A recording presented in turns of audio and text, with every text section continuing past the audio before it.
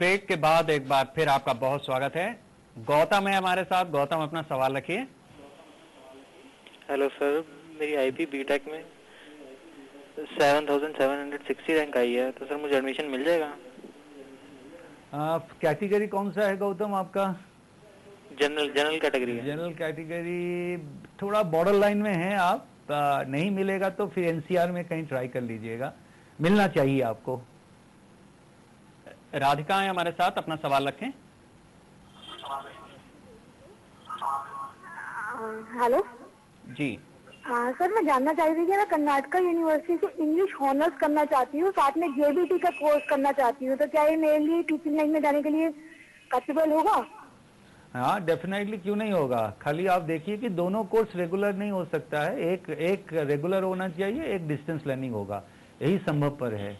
ये ध्यान पे रखिएगा, 2 रेगुलर कोर्स मत करिएगा। हिमांशु हैं हमारे साथ, अपना सवाल रखें। हिमांशु,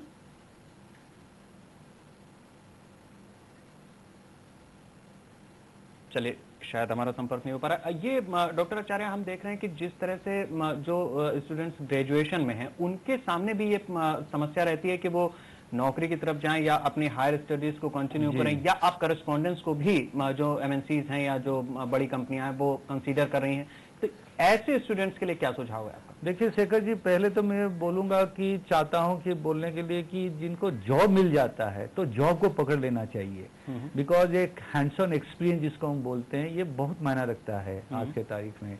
जैसे फॉरेन कंट्रीज में देखिए 10+2 के बाद बच्चे इमीडिएटली काम करना चले जाते हैं, उसके बाद फिर हायर स्टडीज में आते हैं। लेकिन हमारे देश में ये जस्ट विपरीत है, अपोजिट हो गया, क्योंकि हमारा 10+2 खत्म हो गया, उसके बाद ग्रेजुएशन हो गया, फिर क्या करें, जॉब नहीं है, पढ़ लिख के राजा बेटा बन के फिर मार्केट में आए। ये थोड़ा सा, आप राजा बेटा आपको पहले बनना पड़ेगा। शुभ्रांत है हमारे साथ। शुभ्रांत, अपना सवाल रखें। हाँ सर, मैं लखनऊ से बोल रहा हूँ। मैंने जो है इंद्रप्रस्थ के लिए एमसीए का फॉर्म भरा था, मेरी जो है 1114 रैंक आई है। मैं आउटसाइड दिल्ली हूँ, तो क्या मुझे जो है कोई कॉलेज मिलेगा? जनरल कैटेगरी में हूँ सर मैं। हाँ, रैंक तो बहुत बढ़िया है आपका, ऑल इंडिया रैंकिंग बहुत अच्छे है, तो मिल जाना चाहिए। एमसीए में डेफिनेटली मिलेगा, क्योंकि ज़्यादातर लोग तो बीसीए में रह जाते हैं, एमसीए का परस्यू नहीं करते हैं, और आप एमसीए के ऊपर जा रहे हैं तो मिलना चाहिए आपको। हम रुक करेंगे अपने अगले कॉलर का। जी, बताएं अपना नाम और रखें अपना सवाल। हेलो जी, बताइए। नमस्कार सर, मेरा नाम अहमद हुआ जी, बताइए। मैं सिर्फ बीए किया हुआ हूँ, लेकिन आगे सोचा हूँ मैं एमएससी आईटी कोर्स करूँ, कैसा रहेगा मेरे लिए? फिर से आप अपना सवाल रखें। आपने बीए किया हुआ है, उसके बाद? मैं सोच रहा हूँ एमएससी आईटी कोर्स करूँ, तो वो कैसा कोर्स रहेगा मेरे लिए? नहीं, एमएससी आईटी आप अहमद साहब कैसे करेंगे? आप बीए किए हैं एंड विदाउट मैथमेटिक्स होगा, तो मुझे लगता है कि ये तो टेक्निकली संभव नहीं है। तो बेहतर होगा, आप आईटी लाइन में जाना चाहते हैं तो हार्डवेयर में कोई कोर्स कर लीजिए, वो अच्छा रहेगा, instead of coming directly to a technical line of IT. Chetna है हमारे साथ, अपना सवाल रखिए। हेलो जी, good evening sir. Good evening. Sir, मुझे ये जानना था, मैंने अभी एडमिशन लिया है बायोटेक में, तो उसमें मेरे पास सब्जेक्ट्स हैं बॉटनी, जूलॉजी और बायोटेक, तो मुझे ये पता करना था इसका कोई स्कोप है या नहीं। मैडम, ये बायोटेक्नोलॉजी एक बहुत अच्छा बढ़िया कोर्स है, एंड आप लेकिन बताएं नहीं किस यूनिवर्सिटी से कर रहे हैं, कौन सा कॉलेज है आपका, लेकिन जो भी हो, लेकिन ये एक रिसर्च लाइन है, और हमारे जैसे हम आगे बढ़ रहे हैं, भारत वर्ष आगे रिसर्च में बढ़ रहा है अभी, तो उसमें फार्मास्यूटिकल कंपनीज, ये सारे जो कंपनीज होते हैं रिसर्च एंड डेवलपमेंट में जाते हैं, वो बायोटेक को मूल रूप से उसको उठाते हैं रिसर्च के लिए। तो मेरे राय में आप बीटेक के बाद और बीएससी के बाद आप एमएससी बायोटेक्नोलॉजी भी करें, तो आपने क्या होगा ना, पूरा जो इसको बोलते हैं ना बायोटेक्नोलॉजी के ऊपर थोड़ा सा कमांड आ जाए। बिल्कुल। विशाखा है हमारे साथ, अपना सवाल रखें।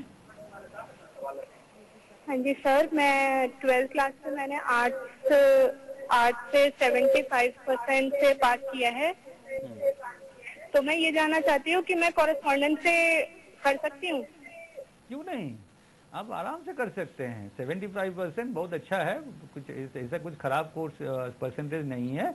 आप इग्नू से कर सकते हैं, school of open learning Delhi university से कर सकते हैं, ओपन यूनिवर्सिटी, बहुत सारे ओपन यूनिवर्सिटी हमारे देश में, वहाँ से भी कर सकते हैं, आप आराम से कर सकते हैं। जतिन है हमारे साथ, अपना सवाल रखिए। सर मैं अभी 10th पास किया सर मैंने, तो सर मैं IIT कोचिंग लेना चाहता हूँ। वो सर वो अभी ठीक रहेगा या 12th पास करके ठीक रहेगा?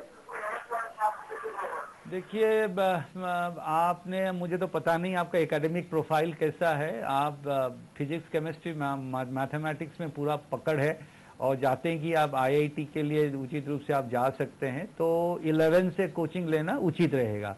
तो आपका IIT भी चला कोचिंग, साथ साथ में CBSE और नहीं तो स्टेट बोर्ड, जो भी बोर्ड हो आपको वो साथ में चला। इनकेस आपके पास पकड़ नहीं है इस सब्जेक्ट के ऊपर, मैं चाहूंगा कि पहले CBSE को पहले तैयारी कर लो, फिर 12th क्लास में आप IIT की कोचिंग लो। हम रुक करेंगे अपने अगले कॉलर का। जी बताएं अपना नाम और रखें अपना सवाल। हेलो जी बताइए। हाँ जी, मैं रोहित बोल रहा था दिल्ली से। मैं ये पूछने रहा था, मैं बीकॉम फर्स्ट ईयर का एग्जाम दे चुका हूँ मैं, कॉमर्स साइड से। मुझे पूछा था, मैं मल्टीमीडिया एनिमेशन का कोर्स करना चाहता हूँ, क्या वो मेरे लिए सही होगा? सही बुरा ये तो जानेंगे जब आप तक आपका एप्टीट्यूड ना पता चले, हम कैसे बताएंगे। एनिमेशन कोर्स करना चाहते हैं तो डेफिनेटली आपका एक इनोवेटिव, क्रिएटिव एप्टीट्यूड होनी चाहिए। सपोज जो है आपके पास, आप बढ़िया से ड्राइंग करते हैं, विजुअलाइजेशन आपका अच्छा है, स्पेशियल एबिलिटी बहुत बढ़िया है, तो मल्टीमीडिया कोर्स करना उचित रहेगा और आप कर सकते हैं। बहुत सारे प्राइवेट इंस्टीट्यूट्स है, गवर्नमेंट ऑल्सो एफिलिएशंस कॉलेजेस है जो एनिमेशन कोर्स देते हैं, कर सकते हैं। लेकिन पहले, उससे पहले आप एप्टीट्यूड को देख लीजिए, किस एप्टीट्यूड में आप माहिर है। शिवम है हमारे साथ, अपना सवाल रखें। सर मैं 12th पास हूँ सर, मैं AIEEE में अच्छे रैंक नहीं है और सर UP2 में 7000 आई है सर। मुझको JSS या कृष्णा मिलने की उम्मीद है सर। ये कॉलेज कैसे हैं सर, मैं ले लूं कि ड्रॉप करूं? देखो बेटे, सारे कॉलेजेस बढ़िया होता है, ठीक है। आप पहले अपने के ऊपर सोचिए आप कितना बढ़िया हो, ठीक है। और आप अपने का जो गुण है, अपने की जो पर्सनालिटी है, एकेडमिक प्रोफाइल कैसा है, इसको सब ध्यान पे रखो।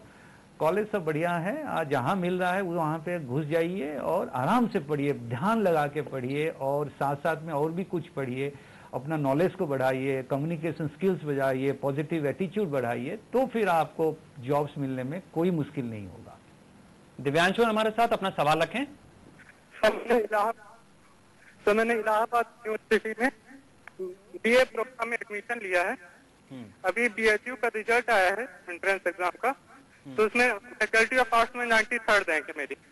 तो क्या मुझको BHU में जाना चाहिए या इलाहाबाद में ही रहना चाहिए? देखिए, जहां आप उचित समझ रहे हैं वहां जाइए। जैसे मैं बोला कि आप अपने के ऊपर गौर करिए, ओके। एंड बहुत सारे उसमें पैरामीटर्स रहते हैं, आपको कहाँ करना है, घर कहाँ पे है, पिता माता कहाँ पे हैं, कितने दूर हैं, ये सब देखते हुए आप कोई भी चुन लीजिए, सब बढ़िया है, कोई प्रॉब्लम नहीं। हम रुक करेंगे अपने अगले कॉलर का। जी अश्वनी है हमारे साथ। अश्वनी, अपना नाम सवाल रखें। सर मैं मेरठ से BCom कर रहा हूँ जी, 2nd ईयर हुआ है, ठीक है। और अब तक मेरे 56% दोनों के बैठे थे।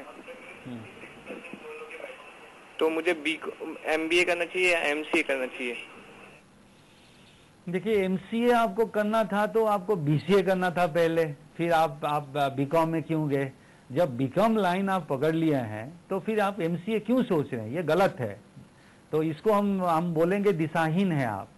तो मेरे राय में आप BCom कर रहे हैं तो MBA करना उचित रहेगा। बिल्कुल। हम रुकेंगे एक छोटे से ब्रेक के लिए, ब्रेक के बाद भी ऑल इज वेल जारी।